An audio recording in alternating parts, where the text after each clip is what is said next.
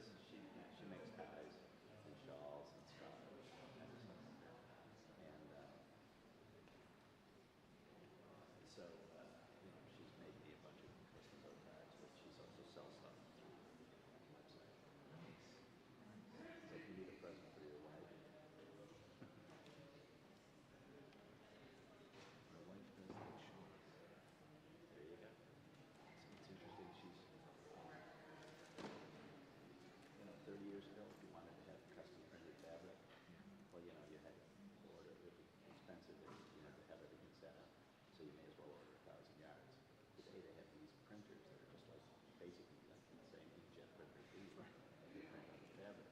So you can buy 1 yard or 2 yards or whatever you want, depending on the different fabric.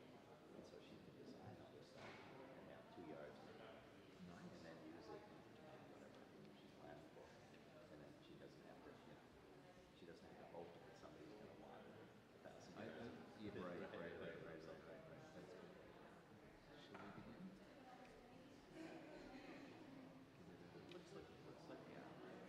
Looks like we have a reasonable number of people. What do our phones say? What does my phone say? It says a little phone. What does it say about it? Yeah. All right, let's get this show on the road.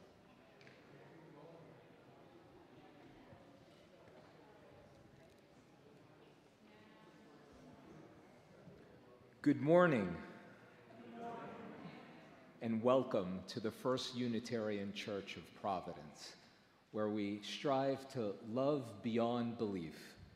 My name is Aaron Vieira, and I'm going to serve as your worship associate for today.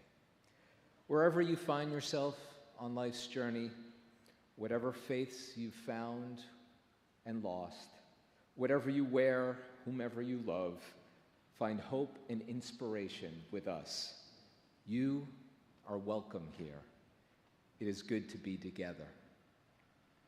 During the summer, while our minister is away, the worship committee hosts a series of services which are led by church members or friends. This morning, Peter Van Erp will be leading the service. Mr. Van Erp has been a member of the church for 30 years. Mr. Van Erp is an architect in solo practice with an office in Providence. He has been an enthusiastic water fire volunteer since 1997 and is a boat captain with the Providence Riverboat Company. We extend our thanks to Rod Luther, Allison Green, and Brian Noth, who will be our musicians this morning. Friends, this is the day we've been given. Let us live well into it.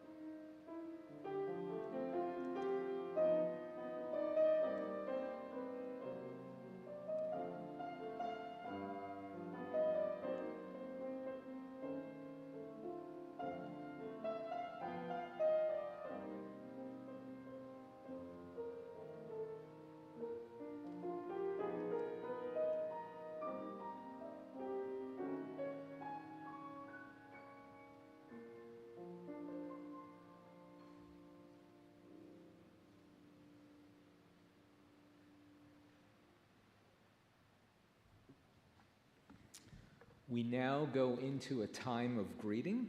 Please take the opportunity to greet those near and far in the meeting house.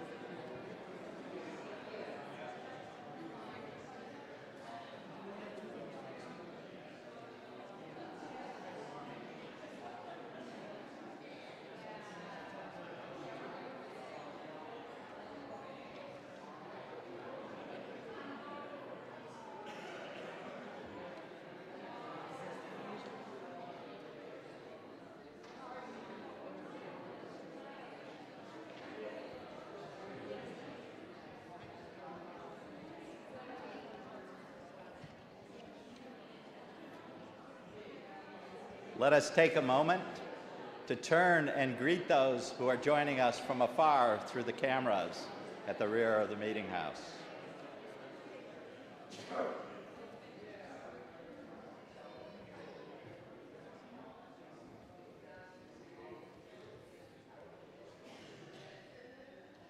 Let us now center our hearts and minds as we begin our worship together. Please join me in the words of our chalice lighting as printed in your order of service. This light burns also in our hearts, and it lights our path towards harmony and justice for all. As the Reverend Roger is on sabbatical until the beginning of the fall, we also light a second chalice to wish him well. We light this flame to send and receive blessings, warmth, and light to Reverend Roger until his safe return this fall. We will now share our covenant. All are welcome to join us, but none are obligated. We, the members of the First Unitarian Church of Providence, with respect for the worth and dignity of each person, with wonder at the light we know by many names, and with gratitude for our deep connection to each other and to the larger web of existence, covenant to walk together in our search for truth, seeking the paths of wisdom, compassion, and justice. Please rise in body or spirit and join in hymn number 1008, When Our Heart is in a Holy Place, in the Teal hymnal.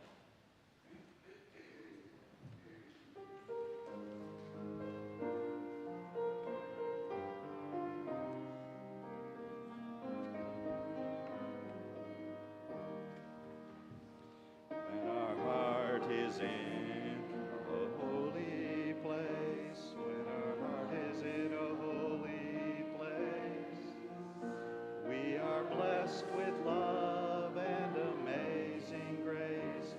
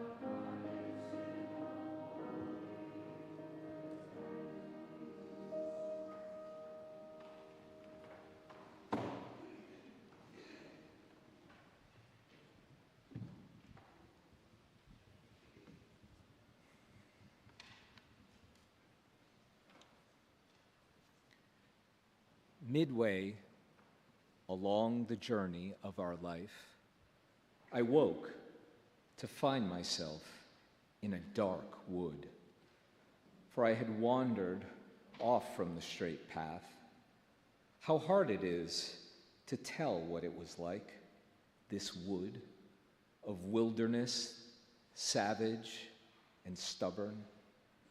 The thought of it brings back all my old fears. A bitter place. Death could scarce be bitterer. But if I would show the good that came of it, I must talk about things other than the good. How I entered there, I cannot truly say. I had become so sleepy at the moment when I first strayed, leaving the path of truth. But when I found myself at the foot of a hill, at the edge of the wood's beginning, down in the valley, when I first felt my heart plunge deep in fear, I raised my head and saw the hilltop shawled in morning rays of light, sent from the planet that leads men straight ahead on every road.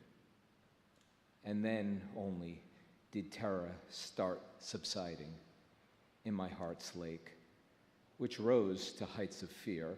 That night I spent in deepest desperation, just as a swimmer, still with panting breath, now safe upon the shore, out of the deep, might turn for one last look at the dangerous waters. So I, although my mind was turned to flee, turned round to gaze once more upon the pass that never let a living soul escape. I rested my tired body there a while, and then began to climb the barren slope. I dragged my stronger foot and limped along. Beyond the point, the slope begins to rise. Sprang up a leopard, trim and very swift. It was covered by a pelt of many spots, and everywhere I looked, the beast was there, blocking my way. So time and time again, I was about to turn and go back down. The hour was early in the morning then. The sun was climbing up with those same stars that had accompanied it on the world's first day, the day divine love set their beauty turning. So the hour and sweet season of creation encouraged me to think I could get past that gaudy beast, wild in its spotted pelt.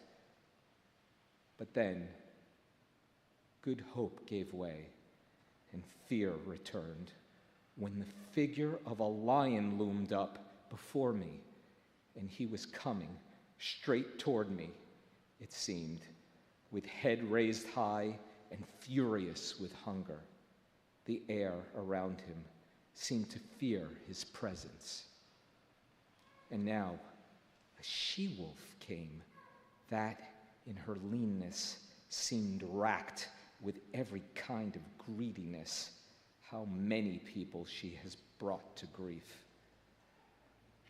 This last beast brought my spirit so low with fear that seized me at the sight of her. I lost all hope of going up the hill. As a man who, rejoicing in his gains, suddenly, seeing his gain turn into loss, will grieve as he compares his then and now. So she made me do that relentless beast coming toward me slowly, step by step. She forced me back to where the sun is mute. While I was rushing down to that low place, my eyes made out a figure coming toward me, of one grown faint, perhaps from too much silence. And when I saw him standing in this wasteland, "Have pity on my soul," I cried to him, "whichever you are, shade or living man." "No longer living man, though once I was," he said. "And my parents were from Lombardy. Both of them were Mantuans by birth. I was born, though somewhat late, sub Julio, and lived in Rome when good Augustus reigned, when still the false and lying gods were worshipped. I was a poet and sang of that just man, son of Anchises, who sailed off from Troy after the burning of proud Ilium."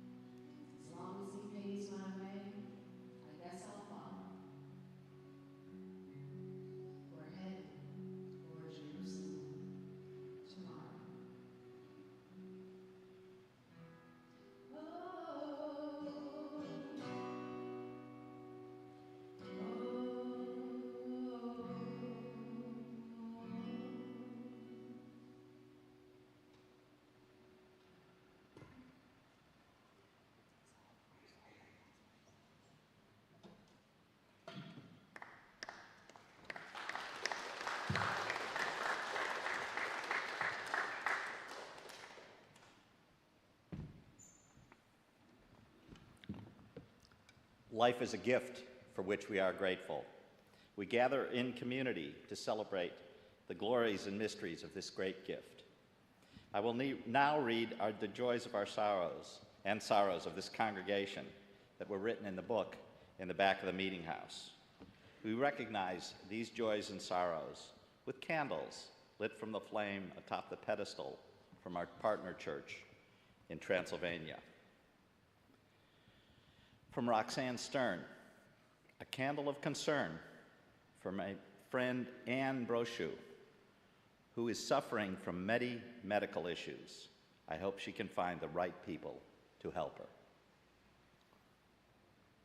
And from Nancy Green, happy that Joblot stepped up to ship the plumpy nut from Rhode Island to places where children need the emergency nutrition.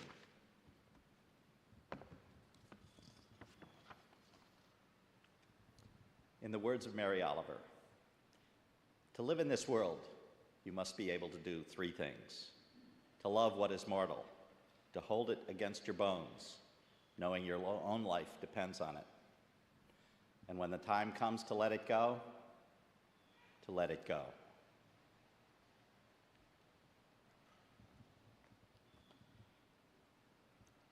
This is a prayer by Douglas Taylor.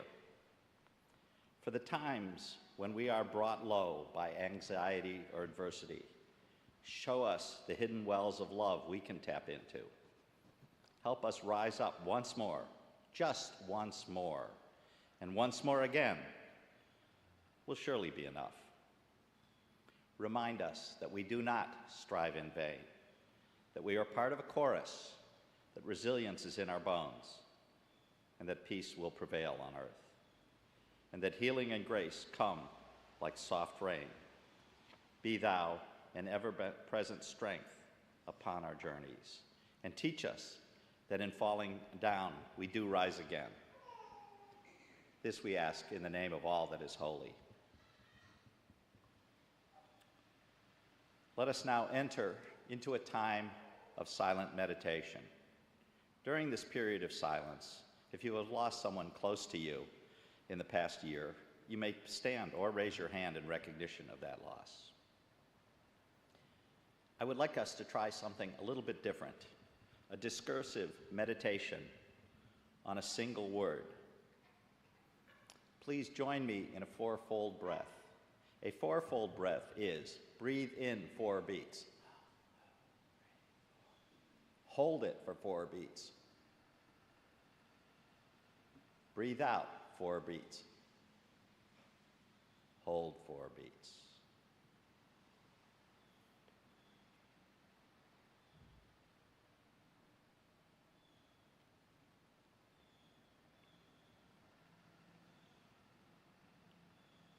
I will repeat this 4 times in silence, counting off with my fingers. And I would like us all to meditate on the word virtue.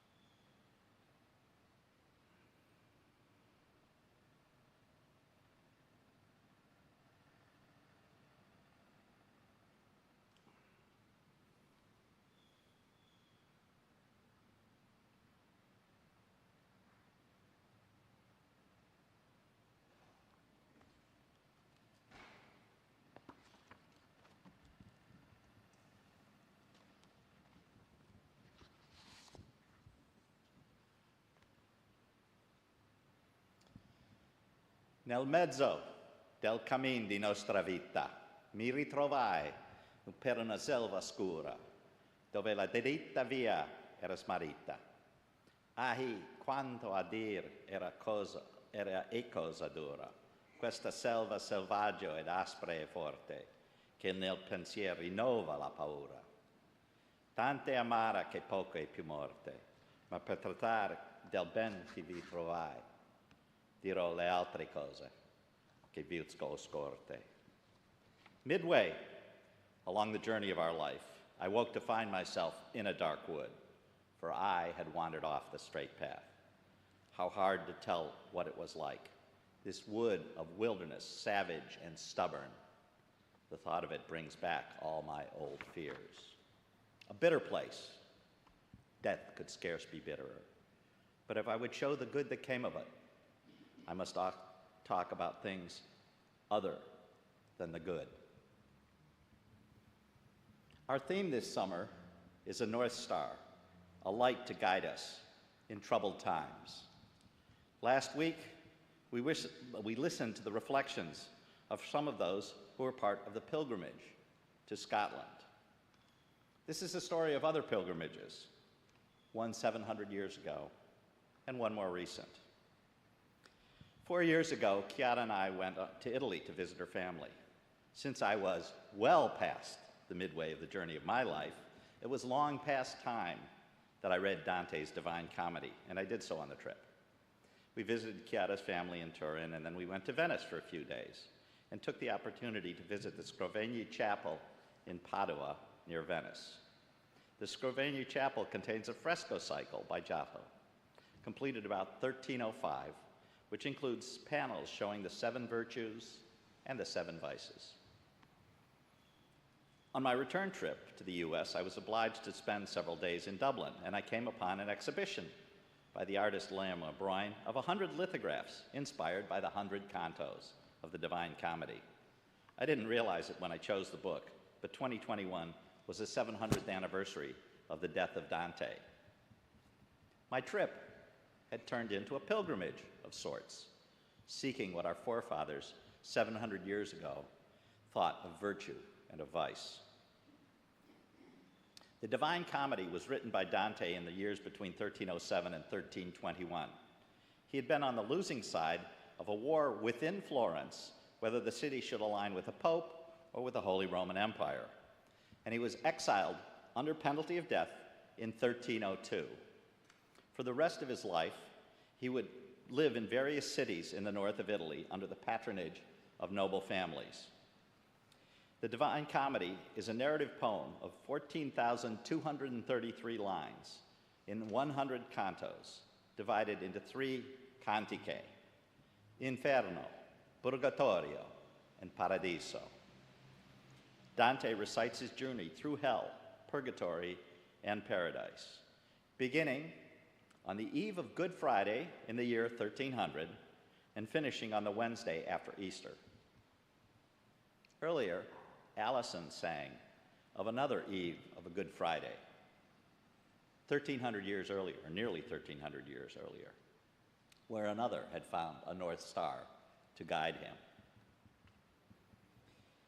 As Aaron read for us, in the opening canto of the work, Dante has strayed from the clear path of truth and is lost in the woods. Looking up, he sees a mountain shining in the morning light, and he sets off towards the mountain.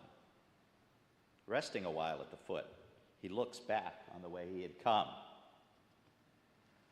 Resuming the climb, a leopard springs up to block his way, forcing him back down the mountain.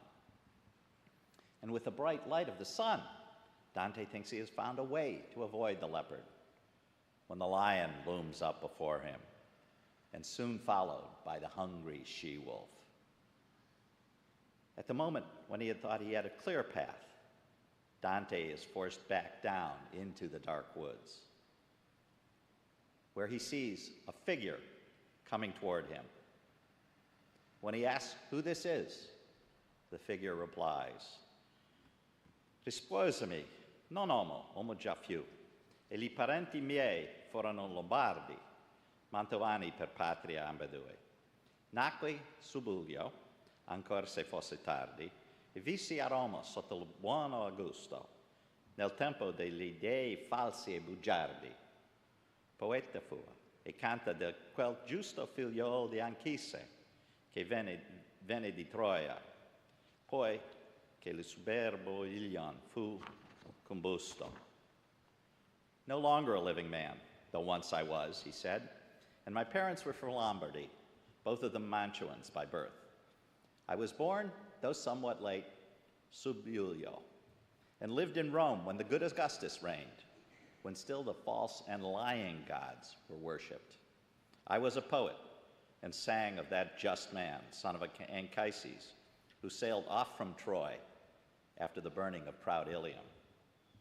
This was the poet Virgil, author of the Aeneid, and he was tasked with leading Dante through the underworld, and thus Dante may tell of what he has seen there and perhaps lead others to better paths forward.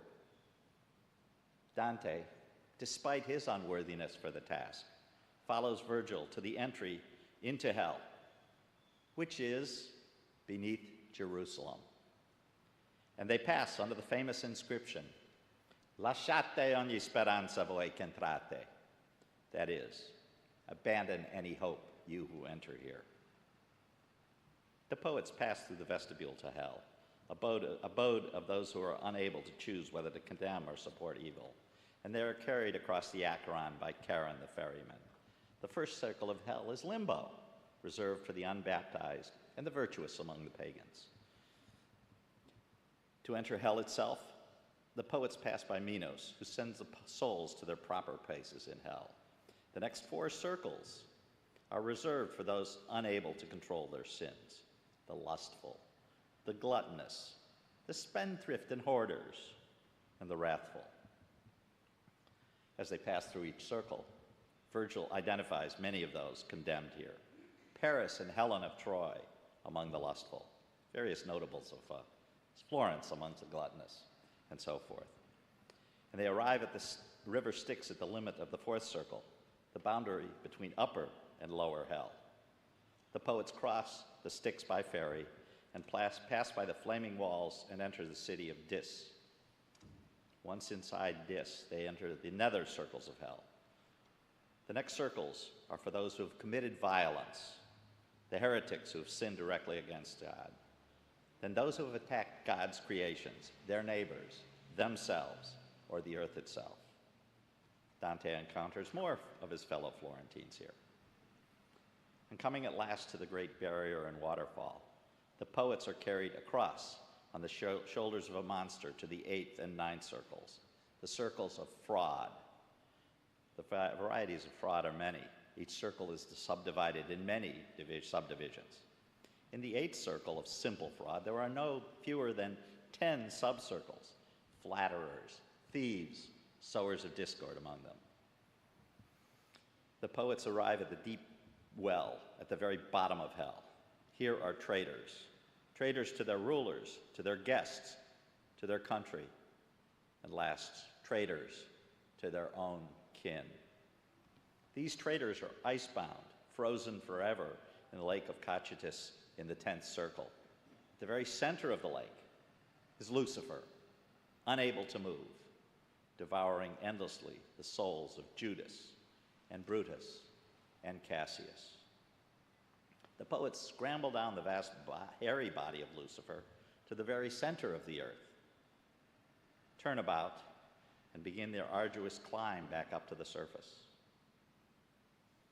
On the dawn of Easter, the 3rd day of their journey, the poets find themselves on the shore of the island of Purgatory. Like hell, Purgatory is divided in 10. The first 2 terraces are occupied by those who have fallen from grace. First the excommunicated, then those who've only repented at the last moment. They must wait here until be allowed to enter Purgatory. Their time in the anti-Purgatory can be reduced by the prayers of the living, and Dante is besieged by requests for prayer from those he had known before. St. Peter's Gate is the entry to Purgatory proper, and that lies between the 2nd and 3rd levels, guarded by an angel with the keys of St. Peter.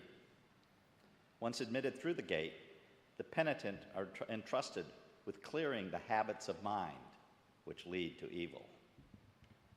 The angel inscribes 7 P's on Dante's forehead and then unlocks the gate for the poets. P is for peccato, which is sin in Italian. First 3 cornices are for those who have loved the harm of their neighbors, the proud, burdened by the heavy stone of their pride, then the envious with eyes sealed, and then the wrathful, with those consumed by wrath, obscured by smoke.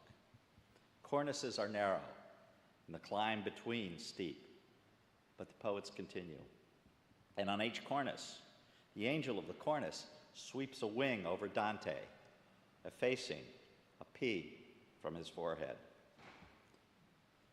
The 4th cornice is for those whose sin is sloth.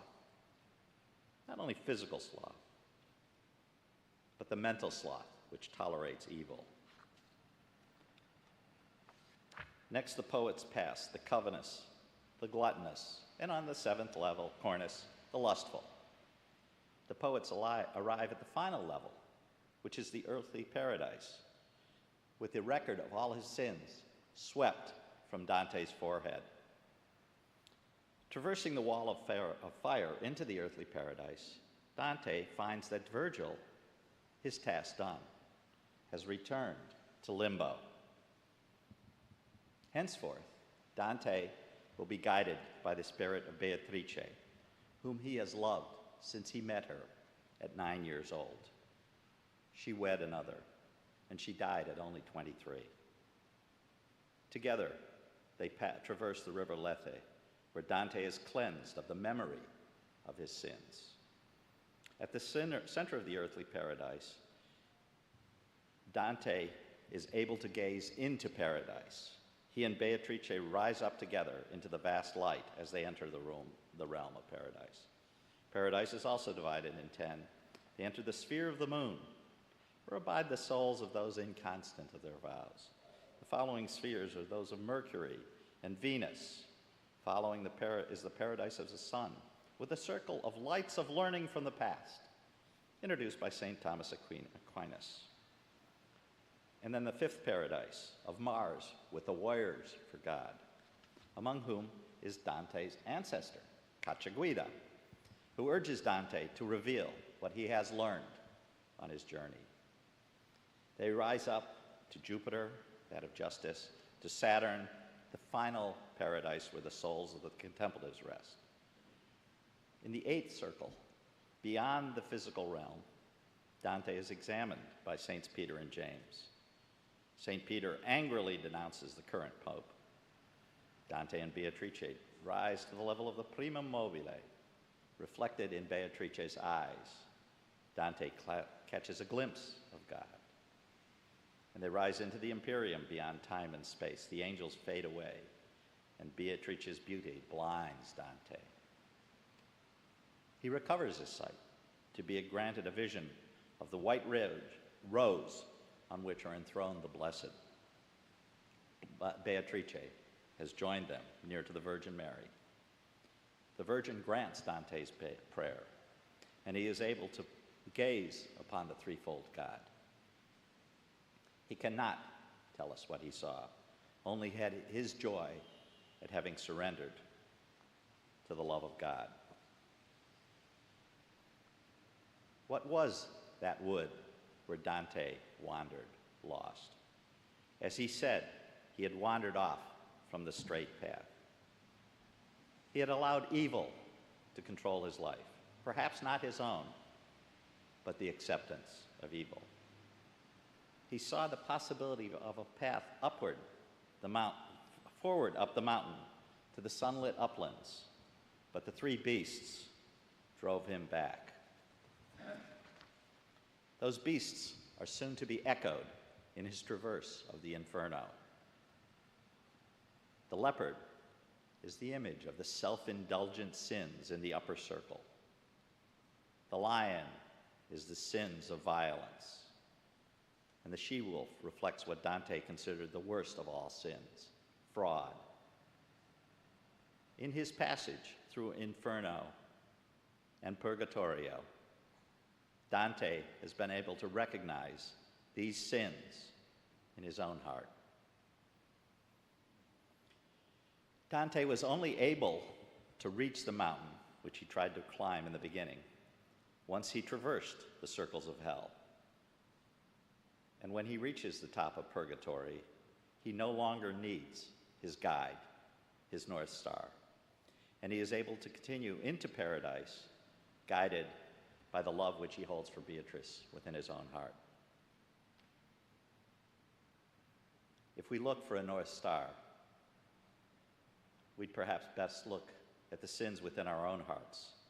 And as we struggle with the climb through our purgatory, we may hope that, like Dante, they are no longer on our foreheads.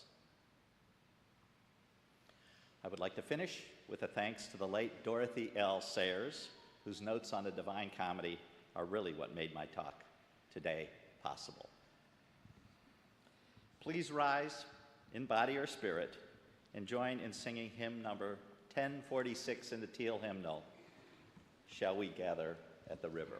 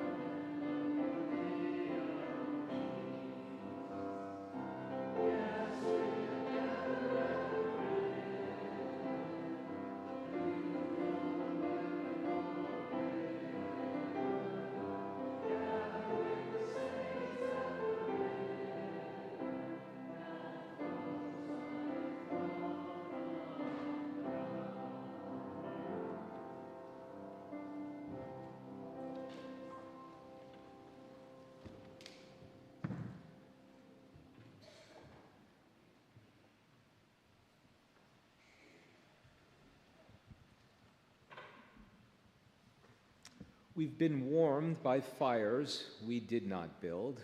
We have drunk at wells we did not dig. And we have gathered in fellowship in this space that is far older than any of us assembled. But it is in this space that we create and recreate anew that bonds us to one another. We pass our collection baskets to make a community, expression of thanks for our many blessings, those we have witnessed and those yet to come. The morning offering for the work of the congregation will now be generously given and gratefully received.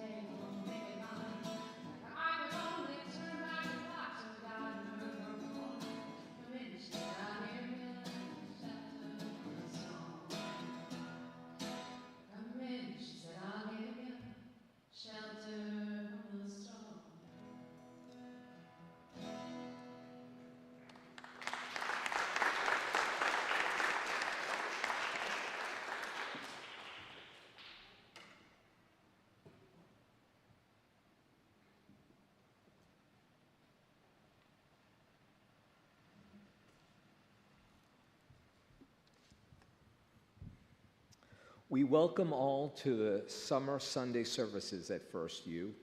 Just a reminder that everyone is invited to gather in the breezeway back between the buildings for a time of refreshment and fellowship after the service.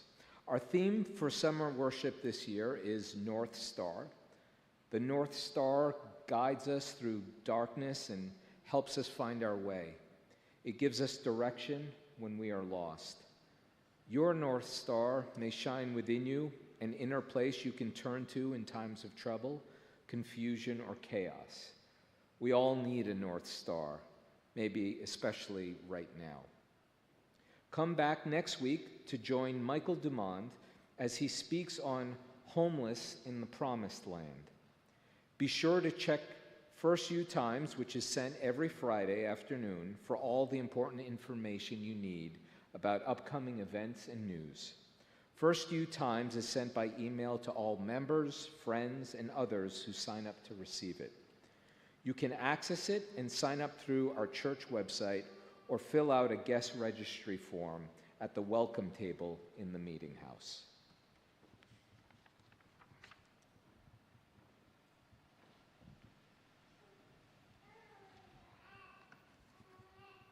May we all find, as Dante did, a North Star within us. Please join me in the words of our chalice extinguishing. We carry this flame of peace and love and hope until we meet again.